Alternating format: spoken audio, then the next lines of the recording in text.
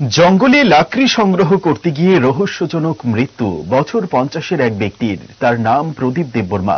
ঘটনা মুঙ্গিয়াকামী থানাধীন চাকমাঘাটের চাম্পলাই জঙ্গলে। এই রহস্যজনক মৃত্যুর কারণ নিয়ে ধোঁয়াশা।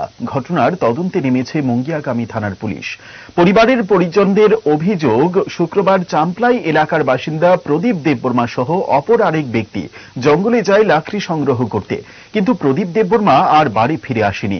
পরবর্তীতে অনেক খোঁজাখুঁজির পর পরিবারের লোকজন শেষ পর্যন্ত বাধ্য হয়ে মুঙ্গিয়াকামী থানায় একটি নিখোঁজের অভিযোগ দায়ের করে।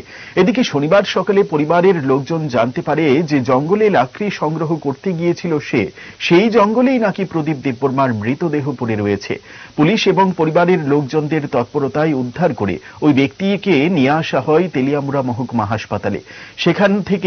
সেখানে নিয়ে এলে কর্তব্যরত চিকিৎসক ওনার মৃতদেহ ময়নাতদন্তের জন্য মর্গে পাঠিয়ে দেয়। যদিও মৃতদেহে কোনো প্রকারের আঘাতের চিহ্ন প্রত্যক্ষ করা যায়নি, মৃত্যুর কারণ নিয়ে ধোঁয়াশা। তবে ঘটনার তদন্তে নেমেছে মুঙ্গিয়াকামী থানার police. Patient brought death to Telemra Hospital at 10:30 am with the history of brought death. তারপরে পিএম করা হয়েছে, পিএম রিপোর্টের পরে তারপর জানা গেছে। পেশেন্টের নাম sir? Pradip Debbarma, 50 years, from চাম্পলাই।